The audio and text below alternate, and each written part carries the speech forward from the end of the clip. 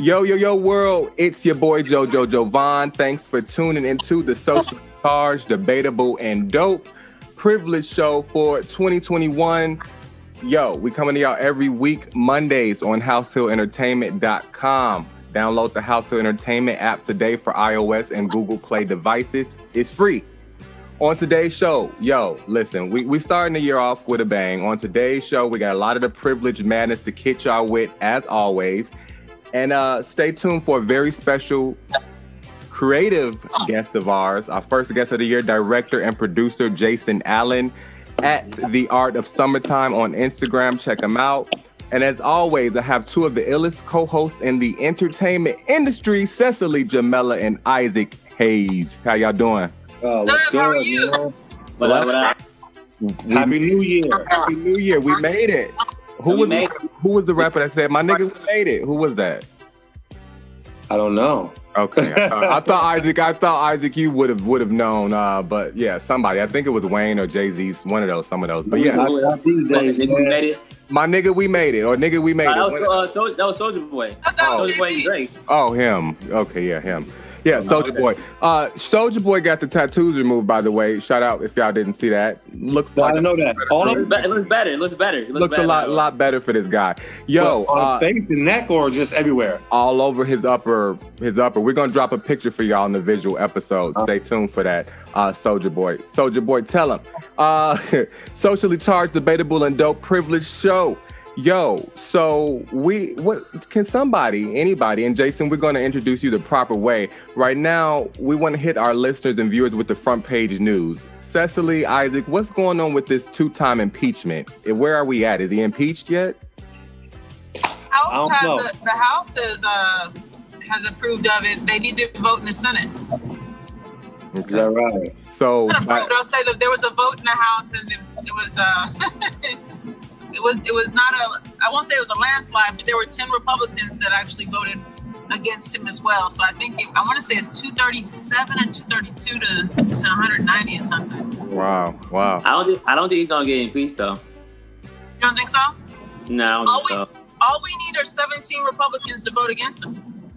10 already, huh? I don't know. I think he's gonna let it slide. Be one of them. If he get impeached, then it's gonna be like Civil War. Say again? If we get impeached, it's gonna be Civil War. I mean, I don't know if you guys. Did I send it to you, JoJo? I found a video on Parler that basically was like this glossy marketing piece to get ready for another revolution from January 17th through the 20th. I sent it to as many people as I could before they shut Parler down. So, plus, there's multiple things going on, whether they vote against him or not. Which is why I think maybe they moved the date to the 19th to get started on the whole impeachment process. So maybe they're thinking that they can get enough headway to see who's planning what and stop them before anything crazy goes down, because something will go down on the 20th regardless. Oh yeah, it's going down. It's going down. It's crazy out there. It's interesting y'all say that. Like, my mom just hitting me up, terrified, talking about, getting everything you need, hide your wives, hide your kids, that type of thing. And I'm like, they really about to go that crazy out in these streets? So he's not impeached yet. For our listeners and viewers, he's not impeached yet. We're still waiting on the Senate to vote. Let's stay in tuned on that. Everybody stay safe in the meantime, as we always say. A little enlightenment for that whole Donald Trump situation. Macaulay Culkin has hit the headlines for. Wait, he's home again. He's home alone again. He's home again. But this time, it's another win. It sounds like he's doing some things, for the culture in support of getting Trump the hell out. So Home Alone star Macaulay Culkin supports editing Donald Trump out of the Home Alone 2 film. I guess Trump made an appearance there, the Trump Hotel. He wants to get him out. So in case you guys don't remember, Macaulay Culkin played Kevin McAllister in the 90s nostalgic Home Alone franchise, which we all love. Yeah. Filmed in my hometown, Chicago, Illinois. And so the fans have started a petition. The Home Alone fans have started a petition to actually get Trump edited out of the movie, digitally replaced out of the movie. And so it seems like Macaulay Culkin was in favor of that, as he tweeted, "Sold." caption sold. So, You know what's funny? My 8-year-old saw that film and he knew. He said, I saw Donald Trump when he was young in Home Alone. Wow. See, Donald Trump been around. Donald Trump has always been entertainment. You know, whether we want to say it or not, he's been entertainment at the least. Like a reality show come to real life. Yeah, for sure. Yo, rolling on to celebrity gossip, and you know, we want to get you guys' thoughts, if any, on this Lori Harvey, Michael B. Jordan situation. The world is buzzing on it. You know, I'm over it. Cecily, you're over it. I'm over it. Hey, she's gonna finesse her way to the top. She's doing what? She finessed her way to the top. She's definitely finessed her way to the top. Yeah. Yeah, you know, with the Trey song. I'm proud of her. I don't want her to pick from the bottom of the barrel. The future. Yeah, it's just you know, and to then our culture is, and not even just our culture, but the world is kind of gagging that is not really Steve Harvey's real daughter, you know, per se. I guess they just share the same last name. Somebody would say somebody wasn't my real dad. I want to hear what Isaac thinks before I get my 2 cents. Please. Isaac Hayes, what's your stand on Lori Harvey, to be exact, and Michael B. Jordan, Wakanda? To be honest, I don't even know anything about it. But do you know the name Lori Harvey? I know who she is. She's Steve Harvey's daughter, right? Bad. Yeah. She's bad. Oh, she's bad. So they're dating Michael B. Jordan, Isaac. Okay, and what's the issue? Sorry, what? They're dating. What's the issue with them dating? Well, we'll get back on that. Well, look. Yeah. We'll get back on that. Weave that into my answer. So I have issues on both sides. For the women that are crying that think that they ever had a chance, I would like for you to focus on the Michael B. Jordans in your weight class and stop dreaming. That's good. That's good. And on the flip, her stepfather wrote "Think Like a Man," so I expect for her to win when it comes to dating. Do you know the game? You know what? So I don't understand it. I'm over it. Like, find something else to do. Well, hold on. So back when Michael B. Jordan was dating a white woman, that was an issue. He was. So now we're dating. Hold on. So now we're dating a black woman, and that's an issue. Oh, the black women are pissed. I mean, women are pissed because I don't know. I mean, I guess everyone has a fantasy. Like Denzel was everybody. Like my mama was always like, Denzel's my husband. He's my husband. You know, it's like for play. That's cute for play. But as adults, we know it's for play. For play. Yeah, it's definitely for play. You know. Yeah. Yeah, it's just, I think, Isaac, a lot of people are just tired of hearing her name in a negative connotation when it comes to men. Listen. You know what I mean? It's like, you know, and I'm not saying women can't do what they want to do. Men can't do what they want to do. Do what the game. Especially after 2020. It's taught us to live and do what we need to do and what we want to do. Yeah. And play the game, as you said, Jason Allen. But at the same time, don't be Hollywood's just dip around. Hold on. No. Listen. My thing is this. All of these stars date each other. I don't understand why. You know what I mean? We got all these beautiful people around the whole world. Personally, I wouldn't be dating somebody that everyone else already had, if that's how you feel. But we're in this world and they're living it, you know, their life. They want to date each other. Date each other. Yeah. Personally. Well, now let's talk about this real quick before we dive away. Gold diggers. Is that a negative connotation in your eye? Is she digging because she grew up rich? Is she digging? I'm confused. Well, who said? We didn't say she grew up rich unless you know that specific information. Well, I'm not privy to that. But isn't she Steve Harvey's daughter? She got money. But we don't know. We don't know where she was born. We don't know if she was born into money. We just know. Okay. That's her stepfather. For how long now? That's her stepfather. He is married to her mother. He's been raising her since she was a young woman. Okay, so young woman mean like 17 young woman or 12 young women? We're talking about her tween years. Yeah, because he married this woman, I think, in the mid-2000s. Or 2000s, okay. So he's been in her life since she was a young girl. So Isaac, it's been rumored, and the reason why I threw up gold digger is because it's been rumored, and she's been publicly seen with multiple celebrity men. Whether she's digging or not, I don't know. That's not my business. I'm not in those pockets. But she got a standard. That's the part that gets me, that people have time to create memes that had all of her, supposed hit list and body count. And I'm just like, who had the fucking time and the graphic design skills to put such thing together? Number two, most of the people that were commenting on it, it's like if we went into your closet and seen what you did, it would be a scandalous affair as well. Lastly, I'll add, you don't know if she had sex with those people. I'm done. Yeah. All right. Cecily Jamelia. No, but we know she definitely slept with Future. Future definitely hit that. Future hit that, did that, all that.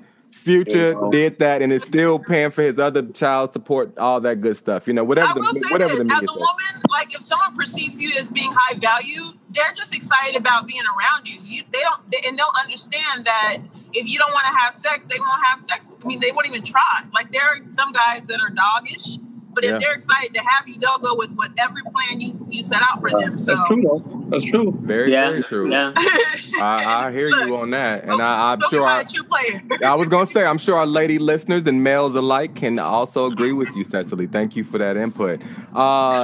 Listen, birthday shout out, Zodiac reading of the day. Happy birthday to the Capricorns out there. Today's my brother's birthday. Woo woo.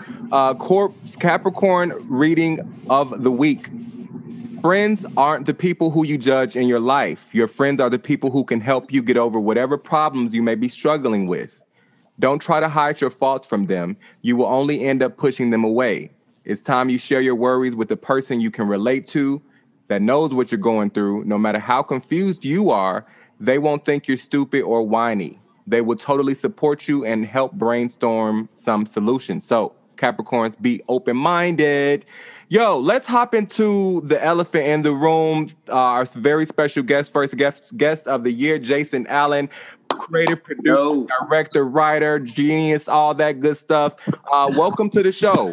I appreciate it. Thanks for having me.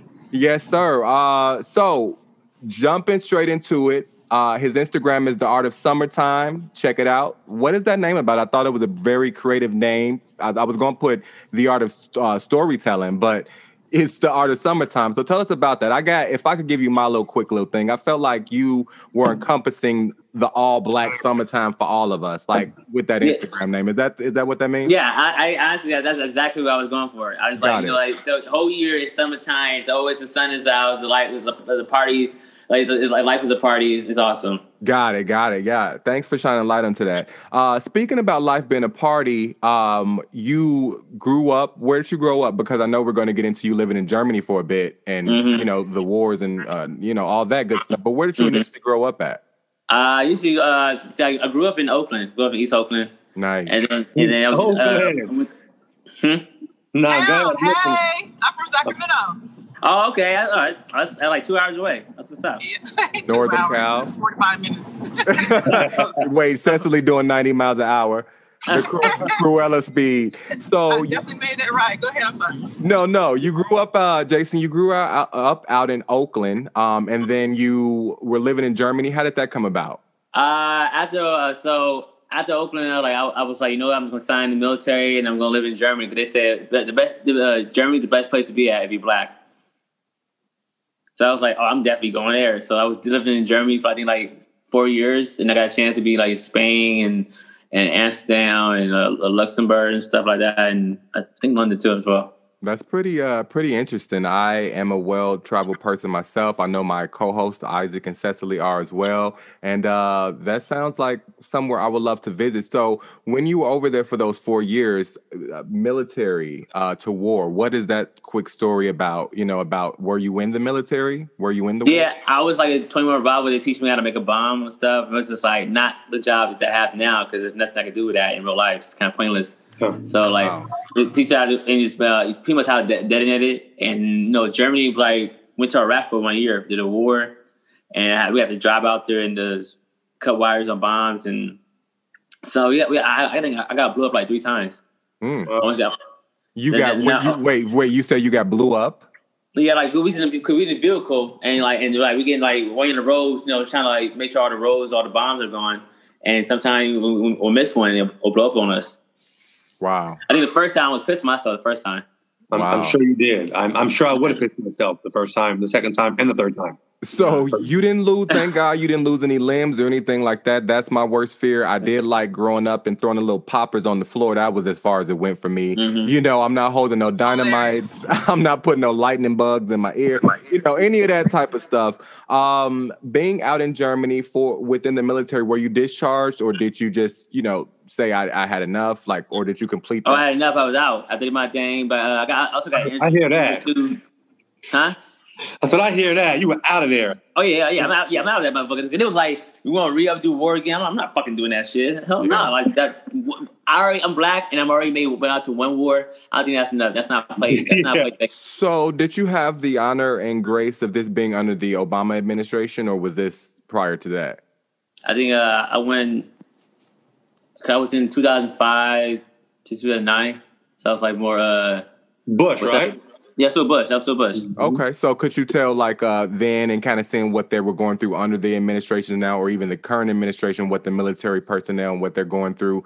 Was there much of a difference when you were there, or did you feel like you were a little bit more less BS? I feel like when I was in there, it was so much bullshit. I feel like it was a lot of bullshit for no reason. I was like, when I was in the military, it was like, why are we? This doesn't make sense.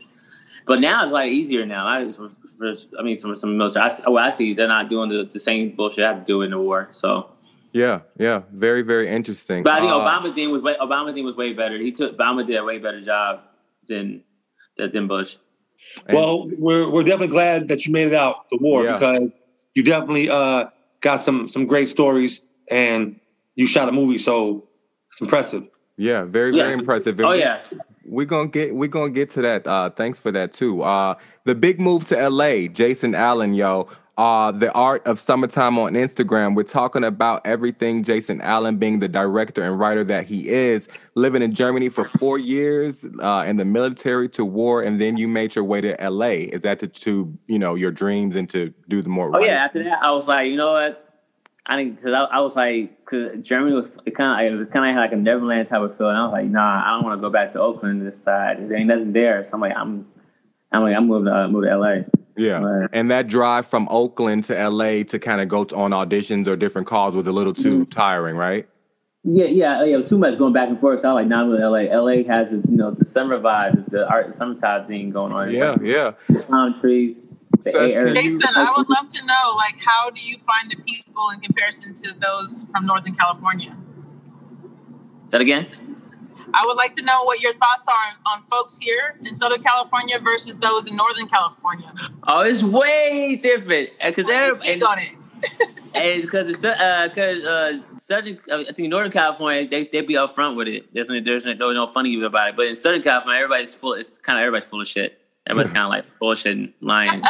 Wow. Like, honestly, I've been to the Bay Area multiple times. I've been to the East Coast. To me, the Bay Area seems more like the East Coast than the West Coast because the weather changes and people are just a little bit more real in a sense. You know what I mean? As so much as trying to put on a front to be in Hollywood, quote unquote. So Bay Area is definitely a different vibe, which is why. The Bay Area, no offense, is not looked at as California to Southern California people. Sure. Yeah, that's true. That is true. They're their own island, which is dope because most of the style that comes through West Coast rap music, it comes from the Bay Area. It's just not talked about. You understand what I'm saying? Sure. People feel things, they take things from the Bay Area and they implement them in their West Coast, California, Southern California swag. I've been hearing about that. Yeah. So shout out to the Bay Area. With all love and respect, man, I got nothing but love for the Bay Area. Straight up. Yeah. Shout out Bay Area. Cecily, did you have, when you were doing the transition, on that road to the dream, did you see it tiring, that drive, or did you do much of the flying, or how was that experience for you? Just the road, just getting stuff going. What do you mean, like? Yeah, like Cecily, because she was also out there in Northern California too. I worked out here when I was a girl. I did runway and print modeling for a long time, and so makes sense. Huh? Makes sense. Yeah. Okay. So I've been working here for a long time before then, and I went to San Jose State too. So there were times where I would just come down for audition or I'd work, and I knew other girls that had spots or they would come here to work. So I kind of knew the lay of the land. And when I decided that I wanted to, you know, start my PR career and kind of leave the entertainment alone, I just moved here, you know, with my kids and everything like that. But I definitely knew those girls back in the day that were driving from the city, you know, driving from San Francisco down here. And we were making it happen. I met girls from all over the country. So we would always have a place to stay and things like that. So it was, but I was also young like that. Yeah. I couldn't do that in my late 20s, 30s, and 40s. I'm a grown up. I need to have my own stuff. Yeah. And thanks for sharing that. Yeah, both of you. I'm sure that there's some of our listeners and viewers are inspired by that. And keep on doing what you have to do to make the dream happen. True Blue Ripper coming out this year. It is Jason Allen's first horror feature. It's currently in production. You know, the Privilege Show, our creative network, House Hill Entertainment, we're all one big creative family, from producers to podcasters to writers to all that good stuff. You know, pole dancers. No, kidding. But all that good stuff. But a great creative family, great creative team. And so talk to us a little bit about True Blue Ripper, because I'm a horror fan. That's one of my genres. Graduate from LA Film School. And so, we are all here, and I love to hear about that. True Blue Ripper is pretty much about, like, you know, a scary horror thing. I wanted to make it's pretty much about an evil cop that's possessed, and he wants to be the most, like, pretty much want everybody to be afraid of him in his own city. He want everybody to people to be afraid of him and constantly to fear him, don't question his authority. But he got this evil spirit from hell, allow him to scare people, and like kind of like a Freddy Krueger, sending evil imagery to your head. He's trying not to give out. He's trying not to give away the plot. I'm seeing. Yeah. I get it. Keep it real vague, which is dope. That's what's up. Y'all be sure to check out True Blue Ripper. Check it out on Instagram on the Instagram page. Jason, when can the fans expect the project? I would say we're still editing right now, so I would definitely in a few months. I said probably April. Cool. Y'all be on the lookout for that. We definitely gonna be on the lookout for that. I'm definitely gonna be on the lookout for that. Oh, definitely. It's gonna definitely scare the crap out of people. Most definitely. I've seen some of the stills, and what you're saying definitely proves true to it. Speaking about horror, who are give me your top 3 horror filmmakers or writers, producers, top 3. Top 3, Wes Craven. Trying to think the movie. He did so much. Wes Craven did all of them. I like the what's his name? Stephen King. Stephen King. Stephen King. Yes, Stephen King. He got all of them. Yeah. The Shining just took my whole life over. It did. You know what I mean? And your last one. Like what's his name? He always made those dark movies and he's kind of weird looking. He made Alice in Wonderland. Alice in Wonderland? No. That's the movie. That's the Alice in Wonderland. But the guy that directed. The one that made Nightmare Before Christmas. Yeah. M. Shyamalan is cool, but you know he made that Beetlejuice horror comedy thing. I don't watch horror movies like that, so I'm out. Wow. See, Tim Burton. Tim Burton. That's it. Oh yeah. Yes. Okay. Cecily, would you ever star in a horror film? Hell yeah. Isaac, would you ever star in a horror film? Since you're out with, you wouldn't be a horror film. I'm not a horror comedy horror.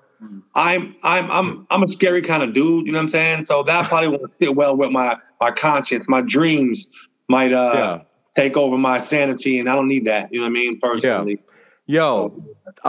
Thank y'all for tuning and staying tuned. Jason, before we get off and get out of here today, there's something that I wanted to ask that our fans and listeners, obviously have done their research, and we've done our research. Mm-hmm. So there was something in a write-up about how suicide in 2020 affected veterans to commit suicide. So we're pretty much calling it the PTSD of 2020. Can you explain a little bit about that?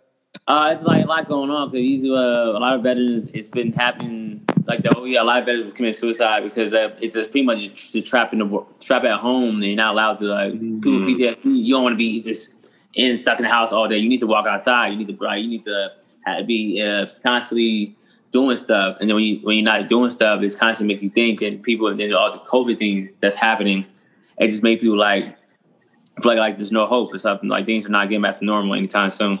Yeah. Interesting. Do you know any personally know any veterans who, have taken their lives, or know of anyone who's taken their life because of this? No, but I keep updated on the military news, and I see this. It's been happening a lot around the U.S. Yeah, and that's interesting. We'll definitely post something for our listeners and viewers out there. Whichever way we can help, we're definitely there to do just that. Question of the day before we get out of here, Cecily Jamelia. Yes. How do you forgive someone who has crossed you? You don't. You don't. You don't. You don't have to. You don't have to forgive. Your Bible may tell you, your God may tell you. I don't believe that. Cecily doesn't forgive if she doesn't want to. Yes. I'm not holding a grudge. I just don't forgive if I don't want to. Thank you for sharing. Yeah. Isaac Hayes. How do you forgive someone who has crossed you? It you know what? It really depends on how much I love them. You know what I mean? To me, because if there is a possibility that I can forgive this person who has crossed me, there has to be a certain level of love there. You know what I mean? Because if not, fuck them, I really don't care. You know what I mean? So it comes down to the love. It's a love factor for you. You know what I mean? That's it. You know what I mean? Yeah, love factor. That's a very interesting question from our fans on the Privilege Show Instagram page at The Privilege Show. I'm going to shoot a different question of the day to you, Jason. As a creative, as well as we all are creative, I want to shoot this to you. What means the world to you? That's a hell of a question on that. What means the world to me? What do you mean, like, is it your dreams? Is it getting out your work before your curtain closes? What means the world to you? Is it your family? Is it something like, what are you doing this for? I'm doing this for to evolve. Time to evolve. I want to become a better person. Yeah, and it's not to be honest with you, it's not a trick question. It's these questions come from our listeners and viewers. Sometimes they come from our own personal categories and thoughts, our own catalogs and thoughts. But yeah. So speaking of evolve, I want to say something about Jason. I've known him for some years now, and here's the thing about manifestation. When you speak something and you believe in your heart, it's bound to come true. Here's a guy for the past 5 years. I wrote this movie. I'm putting it out. I'm going to direct this movie. It's going to come out. It's going to come out. People not believing him. People laughing behind his back. Saying he ain't done it yet. He ain't done it yet. It's been 3 years. But guess what? It's done.